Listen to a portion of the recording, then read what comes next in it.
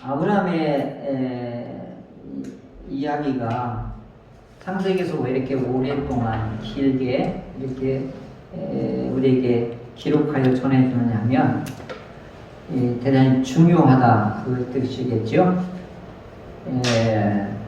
창세기 12장부터 계속해서 아브라함의 생애가 이렇게 줄기차게 나오는데 그 핵심에는 하나님의 일방적인 이 사건 때문에 그래요. 그것을 일명 베리트 사건이라고 해요.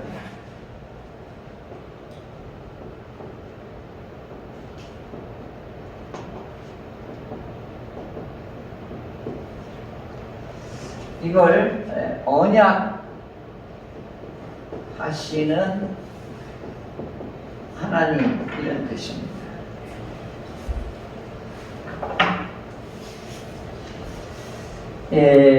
그래서 성경 전체는 제가 좀 계속 관심하고 성경을 볼 때마다 신약과 구약이 이렇게 넘나드는 거, 이게 넘나드는 게 있죠. 여기를 봐도 구약이 보이게, 구약을 봐도 신약이 보이는 거. 이것이 통일성이고, 그다음에 연관성이에요. 그래서 이게 떼고 분리하고 이렇게 나눌 수가 없어요. 그런데 이 넘나드는 거에 모든 통로는 뭐가 되어 있냐면 언약이라는 게 있어요. 그래서 성경을 우리가 언약이라고 해요. 구약, 신약. 보면 이제 우리가 번역은 약속이라는 말을 했지만 원래는 이게 언약이라고 하는 뜻이에요. 카바란트 이렇게 되어 있거든요. 그래서 성경에는 전부 그 핵심이 뭘로 되어 있냐면 언약으로 구성되어 있어요.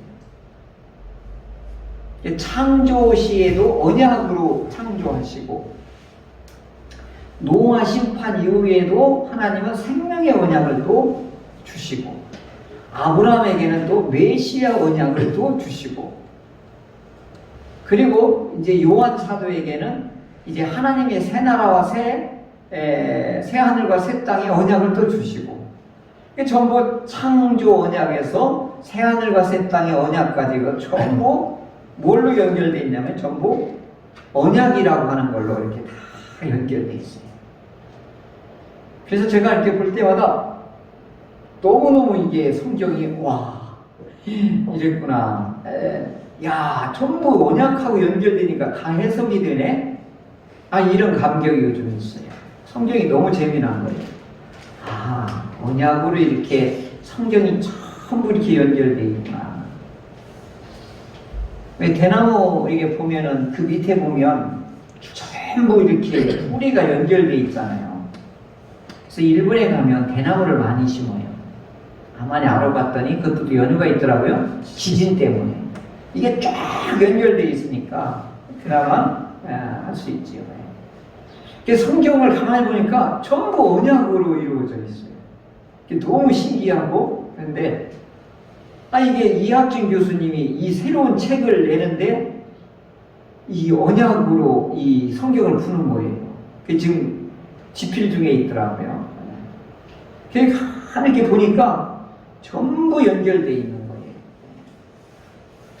그래서 언약이라고 하는 게 이제 베리트라고 하는 히브리어 언어인데, 이게 뭐가 있냐면 이렇게 소 한 마리 해놓고 머리에서 저 뒤쪽까지 이렇게 가르는 거예요. 양 갖다 놓고 쫙 가르는 거예요. 그래서 이 용어 자체가 굉장히 섬뜩해요. 베리트라고 하는 말이지만 사실은 칼로 이 재물을 쪼갠다 이런 뜻이에요. 자른다, 쪼갠다.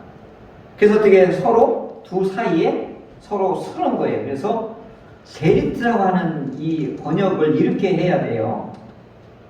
세운다. 하나님과 우리 사이에 세운다. 이런 뜻이고, 너와 나 사이에 세운다. 이런 뜻이에요. 그래서 증거물로 뭐냐? 희생 제물을 놓고서 이렇게 쪼갠다.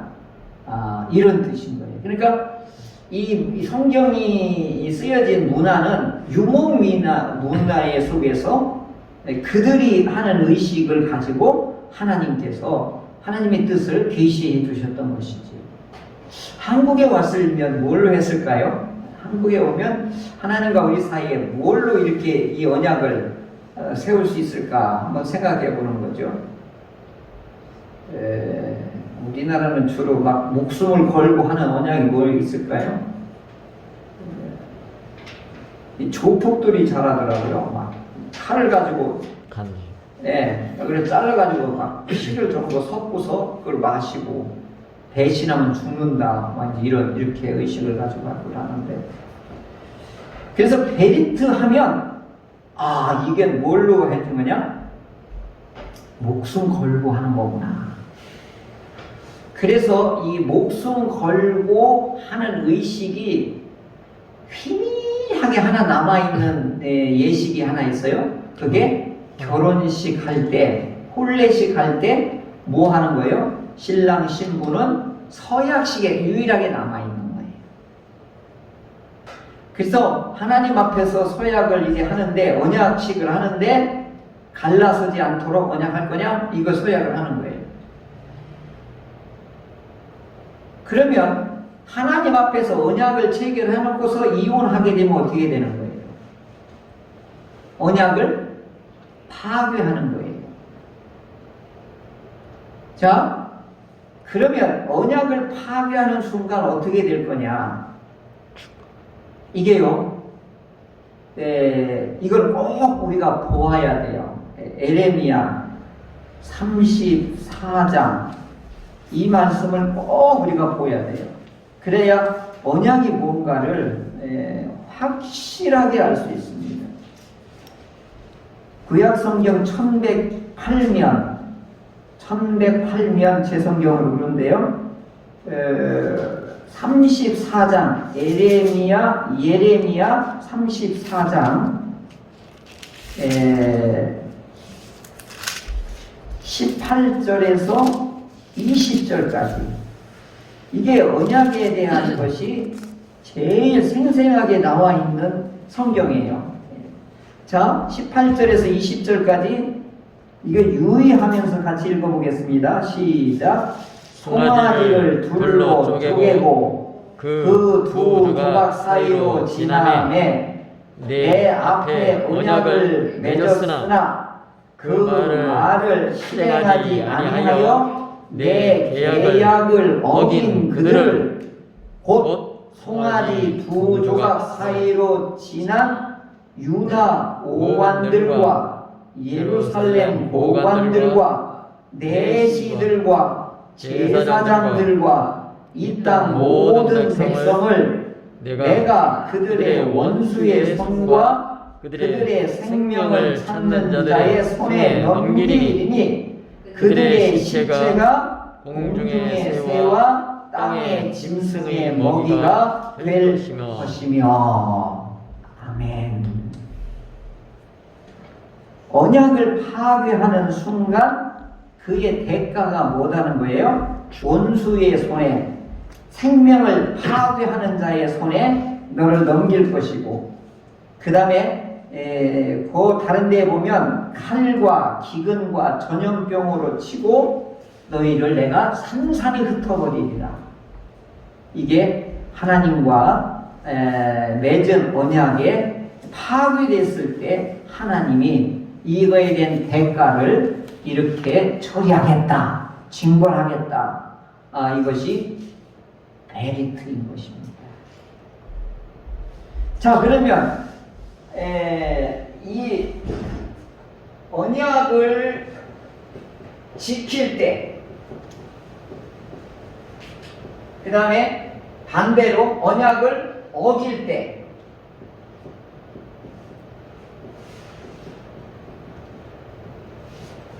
자, 언약을 지킬 때와 언약을 어길 때, 언약을 어길 때 지금 봤죠? 생명을 파괴자한테 넘겨버리고 칼과 기근과 전염병으로 넘겨버릴 것이고 너희를 산산이 흩어버리겠다, 이렇게 말씀하시고, 언약을 지킬 때는 뭐예요?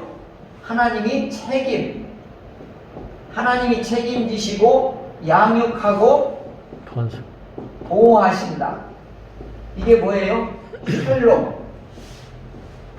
샬롬으로 내가 너를 보호하리라. 이것이 하나님의 책임이고, 그러면 오늘 우리들이 지키는 건 뭐예요? 하나님을 사랑하고 믿고. 하나님을 의지하고 하나님을 믿는 것입니다.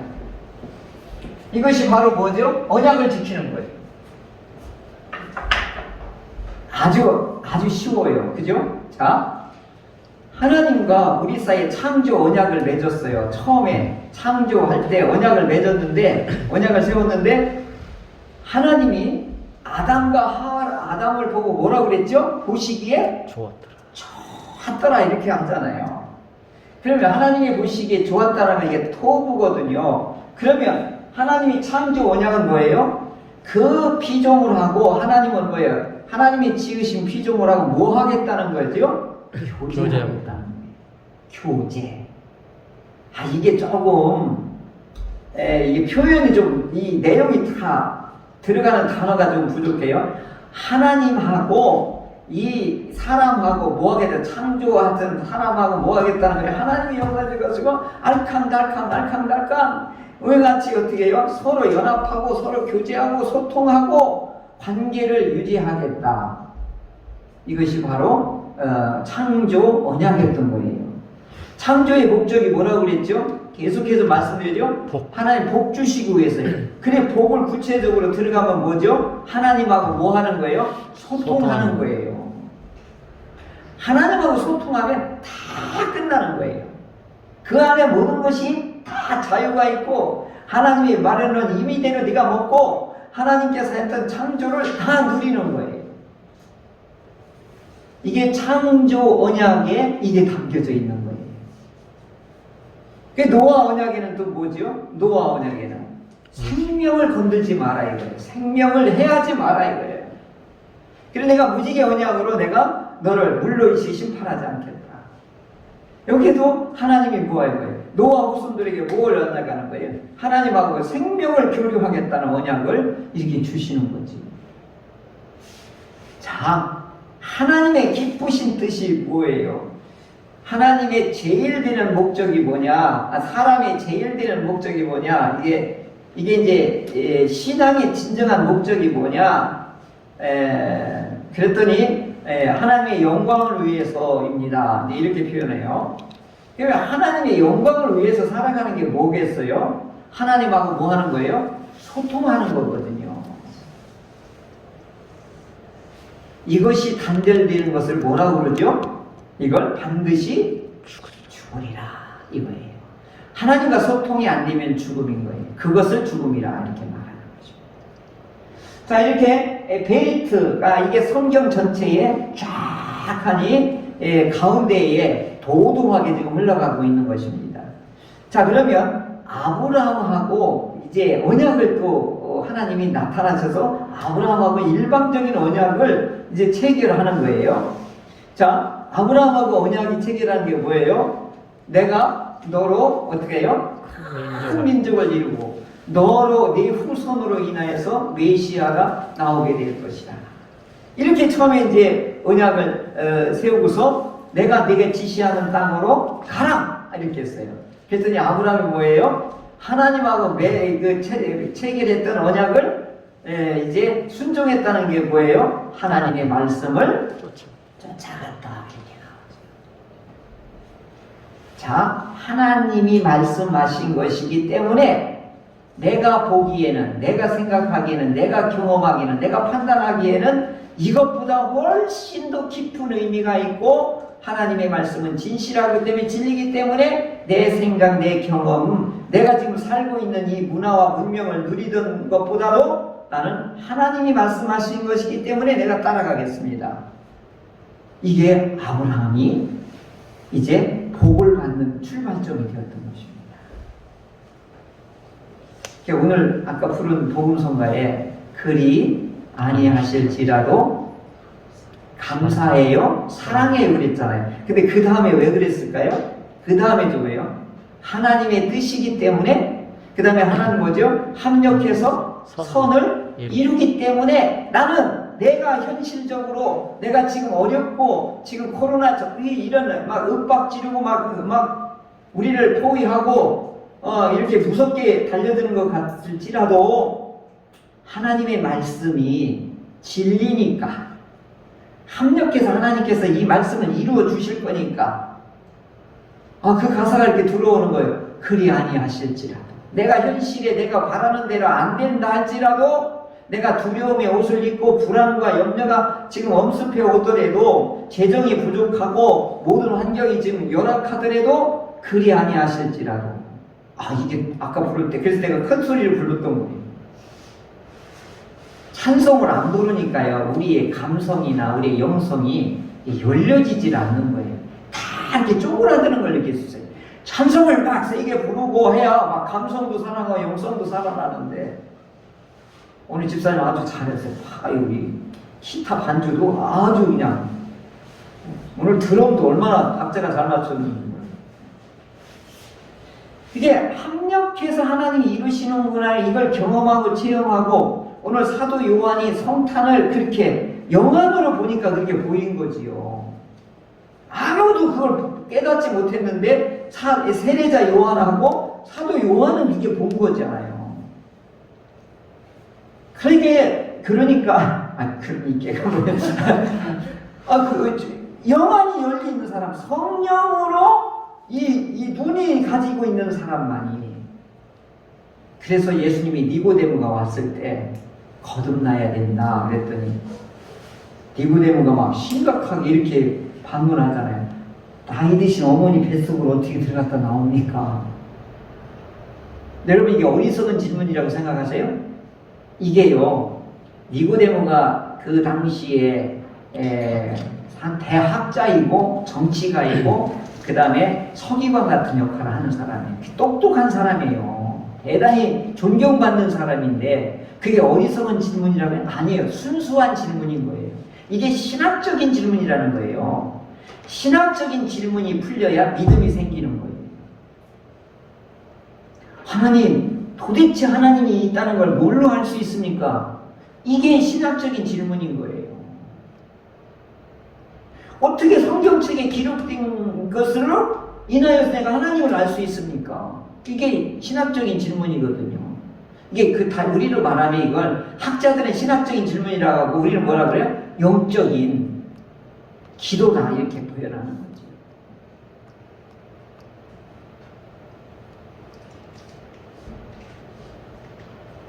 거죠. 아브라함이 결국은 쫓아갔어요. 하나님 말씀을 쫓아가요. 그리 아니하실지라도 거기에다 붙이면 딱 맞아요.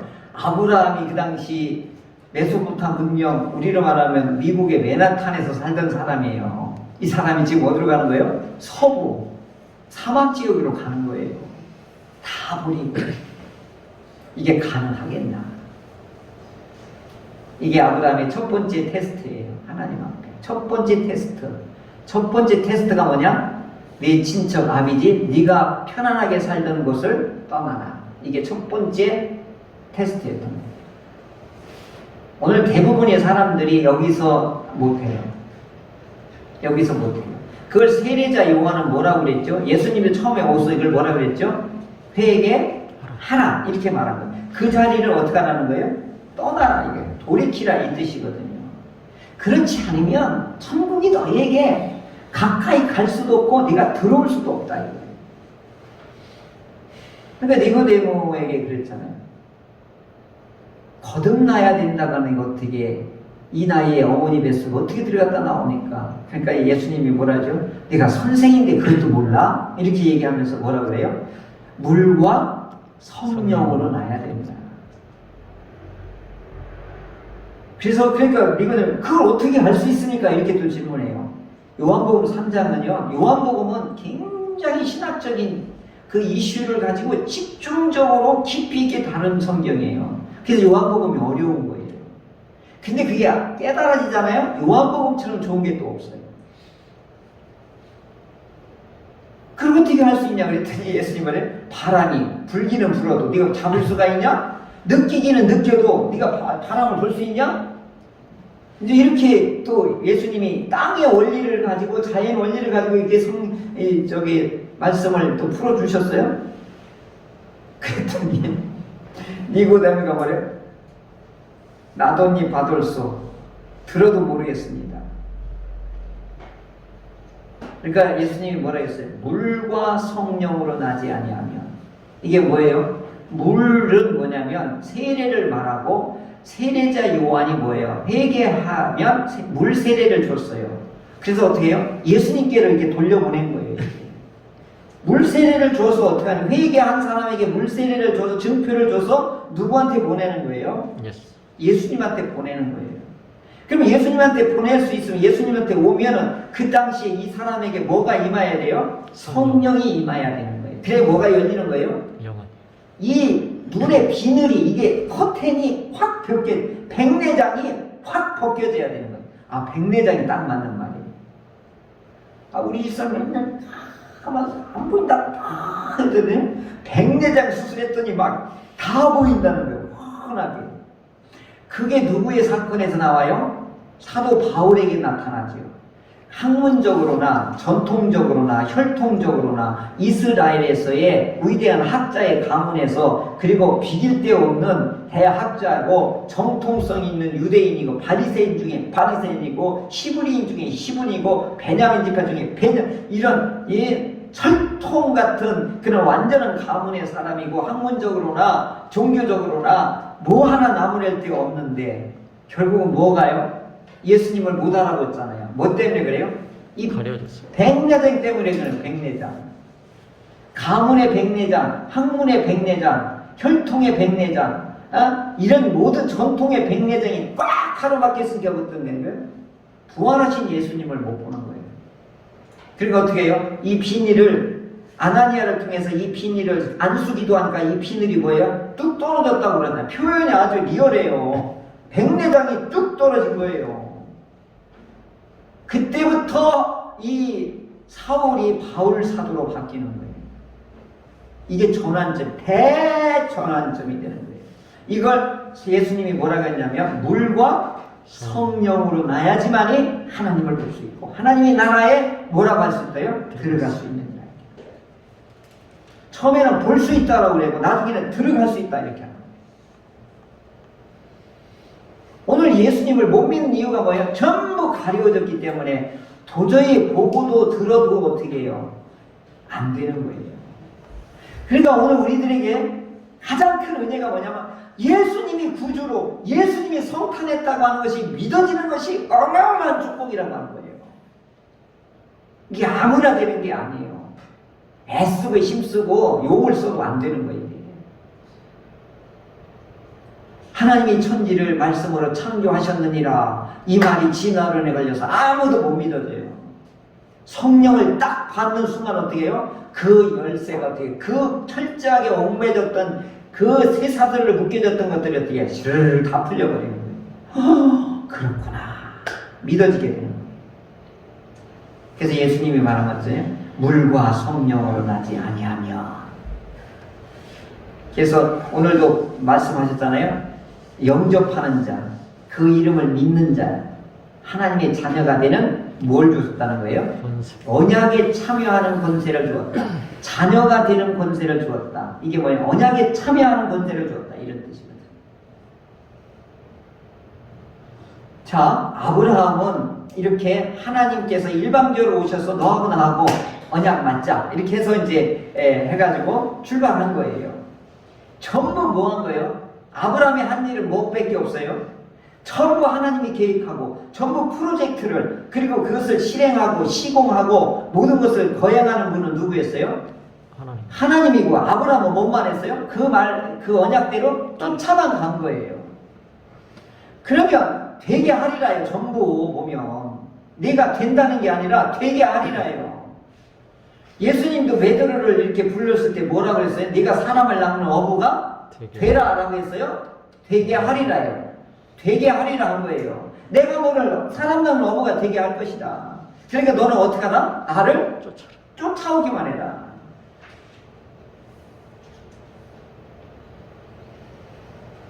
그래서 아브라함이 가나안에 들어와서 많은 일들을 사건을 경험하죠. 그런데도 하나님은 계속해서 아브라함을 어떻게 해요? 사라 뺏겼을 때도 어떻게 해요? 하나님 계속 쫓아가서 어떻게 해요? 애굽 왕 박살냈죠. 그 다음에 조카도 전쟁으로 뺏어갔던 그 전부 했던 사람들 어떻게 해요? 아브라함이 쫓아가서 어떻게 해요? 엘리에셀 하나님의 우리의 도움이시다 해가지고 하나님께서 그 전쟁을 하나님께서 어떻게 해요? 박살내가지고 그 모든 것들을 뺏어올 수 있는 전쟁의 승리를 누구의 손에 붙여준 거예요? 아브라함의 손에 붙여줬잖아요. 그것을 깨닫게 하신 분이에요. 멜기세덱이 딱 하나님이 너와 함께 한 거예요. 그랬더니 아브라함이 그냥 딱 무릎을 꿇고 뭐 한 거예요? 11조. 언제 11조 드리라고 했어요? 그냥 감격해서 하나님께 드린 거잖아요. 자, 이렇게 해서 아브라함이 하나님이 책임지시는 이 사건 하나하나를 경험하는 거예요. 이걸 제가 뭐라 그랬죠? 믿음을 어떻게 하라고 그랬어요? 경험하라고 그랬잖아요. 아브라함은 이렇게 하면서 계속 테스트를 하나, 둘, 셋, 넷 하는데 오늘 이 믿음의 테스트가 5번째입니다. 자, 이렇게 해서 아브라함이 15장에 이제 뭐가 나오면 무슨 언약을 더 강화된 언약을 체결하는데 그게 뭐였죠? 햇불 언약이었지요. 햇불 언약을 통해서 아브라함에게 구체적으로 보냈죠. 내용이 뭐였어요? 2가지를 하나 얘기했어요. 내 몸에서 상속자 후손이 나올 거다 이거죠. 자녀가 될 거다 그러고 그 다음에 가나안 가나안 땅을 주겠다. 요게 핵심이에요. 상속자를 주겠다, 땅을 주겠다. 이게 햇불 언약의 핵심이에요. 내가 이것을 어찌 알겠습니까? 하늘의 별을 딱 보여주자마자 하나님께서 아브라함을 뭘로 여긴 거예요? 여기 보면 의로 여겼다. 이게 굉장히 중요한 말이에요. 믿음이 어떻게 했다는 거예요? 의로 여겼다. 이게 무슨 뜻이에요? 하나님이 햇불 언약을 이와 같이 했는데 그 언약에 아브라함이 어떻게 해요? 동참을 했던 것을 뭐라고 여기는 거예요? 이게 바르다라고 여겨주는 거예요. 다시 말씀드리면 언약에 참여하는 걸 구원이라고 그러고 언약에 참여하는 걸 의라고 그러는 거예요. 이걸 오늘 우리식으로 말하면 하나님과 아브라함의 관계가 어떻게 됐다? 가족 관계가 되었다. 이런 뜻입니다. 의라고 하는 건 뭐라고요? 하나님과 교제가 이루어지고 가족 관계가 형성이 되고 오늘은 예수님께서 뭐라고 그랬죠? 독생자라고 그랬잖아요. 하나님과 예수님의 관계가 뭐예요? 이와 같이 아버지와 아들의 관계라고 하는 것을 확정시켜주는 단어가 독생자인 거예요. 이게 전부 언약 속에서 이게 성경이 이제 기록되어 있는 걸 볼 수가 있죠. 자, 이렇게 해서 이 아브라함이 이제 하나님하고 이제 이 햇불 언약을 체결하잖아요. 3년 된 암소, 3년 된 암양, 이렇게 해가지고 그 3년 된 암염소, 3년 된 암소, 3년 된 순양, 산비둘기, 집비둘기 막 다 갈라놓고 하나님이 여기서 막 불로 임하잖아요. 여러분 이렇게 예배를 드릴 때 불이 임하면 여러분 어떻게 되는지알아요? 막 놀라 자빠지는 거예요. 그때 뜨거워가지고 우리 인격이나 심성이 싹 바뀌어버리는 거예요. 그걸 우리는 뜨거운 은혜를 받았다 이렇게 하는 거예요. 뜨거운 은혜를 경험했다 이렇게 말하는 거죠. 하나님의 임재는 항시 우리 이성과 감성을 훨씬 더 뛰어넘는 사건으로 임하게 되는 것입니다. 자, 그러면서 내용이 뭐냐면 내 후손들이 크게 번성해서 이방인의 객이 되고 400년 만에 돌아올 텐데 많은 재물을 이끌고 올 것이다. 아무리 족속의 죄악이 관영할 때까지 내가 기다리마. 그게 400년 걸립니다. 자, 이렇게 햇불 언약을 막 어마어마하게 장엄하게 치르고 나서 16장에 들어서 뭐예요? 사라의 말을 듣는 거예요. 하나님의 언약을 장엄하게 해놓고 이 언약을 아브라함이 어떻게 해요? 잊어버린 거예요. 이게 무서운 거예요. 그래서 이 햇불 언약을 잊어버리는 순간 언약이 파괴되는 거예요. 왜 이러고 그래요? 현실과 타협하기 때문에. 자녀가 없는 거에 대해서 타협하는 거예요. 그러니까 하나님의 말씀보다 하나님의 언약보다 아내의 말을, 사람의 말을 듣기 시작하는 거예요. 이게 바로 불의가 되는 거예요. 이걸 불의라고 하는 거예요. 불의가 이루어지면 언약이 파괴되면 아까 뭐랬죠? 원수의 손에 생명이 파괴하는 자에게 칼과 기근과 전염병으로 그리고 흩어버린다고 그랬잖아요. 그 결과가 아브라함의 가정에 나타나는데 뭐였어요? 부부가 어떻게 하는 거예요? 전쟁이 일어나잖아요. 막 갈등이. 그 다음에 어떻게 해요? 사라가 어떻게 해요? 하갈한테 이 몸종한테 주인이 어떻게 해요? 멸시를 받잖아요. 그리고 이 하갈을 통해서 어떻게 돼요? 가시 같은 인류 역사의 가시 같은 존재를 어떻게 잉태를 하게 됩니다. 이게 언약 파괴에 대한 어마어마한 대가를 이렇게 치르고 있는 것이지요. 그래서 16장에 그 내용이 나오고 드디어 하갈을 통하여 누가 나오냐면 이스마엘이 나와요. 자, 그런데 이 하갈이 이제 사라의 분노에 의해서 갑질을 통하여 어떻게 해요? 도망가게 되죠. 도망갈 때 그 샘 곁에 하나님의 사자가 찾아와서 생명의 샘 곁에서 하갈의 생명을 지켜주시죠. 그리고 5가지 축복을 해줘요. 그래서 이슬람의 모든 교도들, 이슬람 사람들은 5을 신성시여겨요. 왜 그래요? 하나님이 하갈을 5가지 축복했기 때문에 이 사람들은 5를 신성시여기는 거예요. 그래서 이들이, 이 무슬림들이 기도할 때 하루에 몇 번 하는 거예요? 5번 하는 거예요. 기독교는 뭐를 신성시 여기죠? 숫자를 7, 1, 3 이렇게 우리하고 이제 이게 이제 다른 점이죠. 자, 이들이 5가지 축복이 별로 좋은 게 아니에요. 이렇게 보면은 그 뭐예요? 들나귀 같이 될 것이다. 들나귀는 뭐죠? 말씀에 길들여지지 않은 지멋대로 살아가는 민족이 될 것이다.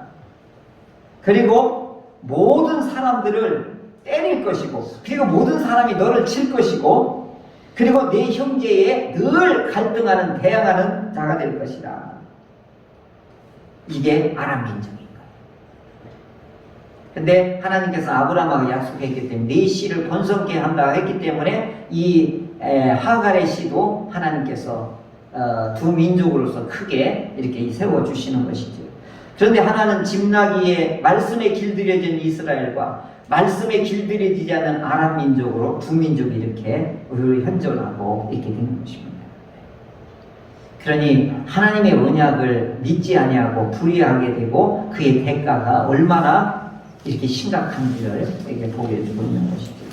그래서 언약을 따르지 않는 걸 불의라고 그러고 이것을 뭐라고 하냐면 죄다 이렇게 말하는 것입니다. 자, 그래서 아브라함이 드디어 몇 세에 이스마엘을 태어나죠? 86세에 이제 태어나게 되는데 왜 굳이 이 나이를 밝혔느냐? 여기는 숫자에 계시적인 의미가 있어요. 8하고 6이 뭐예요? 고통의 2배가 있다. 4가 고통의 고난과 고통의 수거든요. 40이 4. 이거 전부 보면 고통이에요. 고난이고.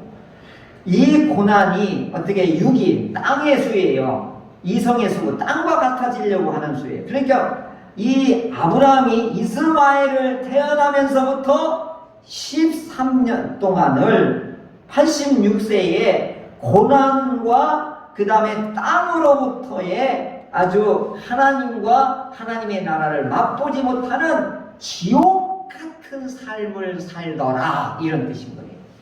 그 결과가 뭐라고 그랬어요? 왜 이런 지옥 같은 삶을 살죠? 하나님이 이때부터 뭐 하는 거예요? 언약을 파괴했기 때문에 하나님하고도 어떻게 해요? 단절하는 거예요. 소통이 멈춰버리는 거예요.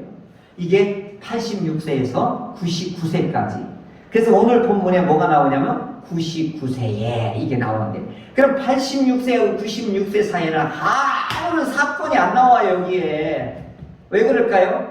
하나님이 외면했기 때문에 아무런 계시적인 의미의 사건이 성경에 기록될 내용이 없는 거예요. 그럼 아브라함은 어떻게 살았다는 거예요? 철저하게 어둠 속에 살았다는 거예요.